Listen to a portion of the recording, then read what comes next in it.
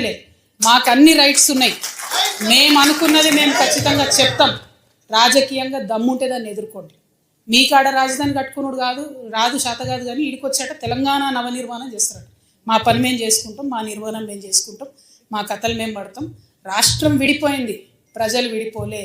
మీరు ప్రజల మధ్యలో చిచ్చు పెట్టకండి. చిచ్చు పెడితే మాట్లాడేటోళ్ళు లేరు, ఊరుకుంటోళ్ళు లేరు అనుకుంటారేమో. ఇగో ఈ జెండా రాకముందు లెక్క వేరే, ఇప్పుడు లెక్క వేరే. టీఆర్ఎస్ 2.0 ఇక్కడ, టీఆర్ఎస్ 2.0 ఇక్కడ పెట్టుకుంటే మాత్రం మంచిగా ఉండదు. ఇదివరకు ఒకసారి పెట్టుకున్నారు, రాష్ట్రం వచ్చింది. ఈసారి మూతి పనులు రాలిపడతాయి. కాబట్టి మీరు మా ప్రజల్ని తక్కువ చేసి మాట్లాడడం, మా మేధావుల మీద చేయాలనుకోవడం, లేనిపోని సాంస్కృతిక పెత్తనం మా మీద రుద్దాలనుకోవడం, మీకు అక్కడ రాజధాని కట్టుకోవడం చేతగాక మీ పొలిటికల్ పంచాయతీలను తీసుకొచ్చి మా మీద రుద్దడం. ముందు మీ రాజధాని కట్టుకోండి, మా జిహెచ్ఎంసీ ఎన్నికలలో పోటీ చేసే విషయం మీరు మళ్ళీ ఆలోచిద్దాం. తెలంగాణలో రాజకీయ వాతావరణం ఒక్కసారిగా వేడెక్కింది. జనసేనాని AP deputy CM Pawan Kalyan పాల్గొనాల్సిన తెలంగాణ సాధక్ సమ్మేళనం సభకు అనుమతి నిరాకరించడం ఇప్పుడు హాట్ టాపిక్ అయింది. అసలు దీని వెనుకున్న కారణాలేంటి? పోలీసులు ఎందుకు నో చెప్పారు? అధికార పార్టీ వర్గాలు ఏమంటున్నాయి? ఈ వీడియోలో క్లియర్గా తెలుసుకుందాం. గచ్చిబౌలిలోని సంధ్య కన్వెన్షన్లో ఈ సభ జరగాల్సి ఉంది.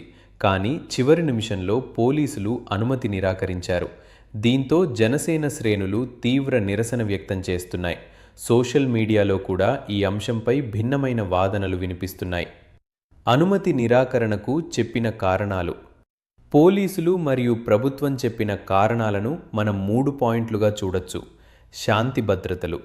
జూన్ 2వ తేదీన తెలంగాణ ఆవిర్భావ దినోత్సవం కాబట్టి ఆ సమయంలో ఎటువంటి అవాంఛనీయ సంఘటనలు జరగకూడదని తెలంగాణ ఉద్యమకారులను గుర్తింపు గౌరవాన్ని ఇచ్చే కమిటీ ఏర్పాటు చేసుకొని ఇక్కడ మనం ఆ కార్యక్రమం చేస్తూ ఉంటుంటే తెలంగాణ ఎట్లా పడితే అట్లా తిట్టిన ఆయనే, తెలంగాణ ప్రజల ఆత్మగౌరవానికి విఘాతం కలిగించిన ఆయనే, తెలంగాణ ఆవిర్భావ దినోత్సవంలో రైట్ ఇది ఒక ప్రజల ఆకాంక్ష, తెలంగాణ రాష్ట్ర అభివృద్ధికి మేము కూడా సహకరిస్తాడు పర్లే.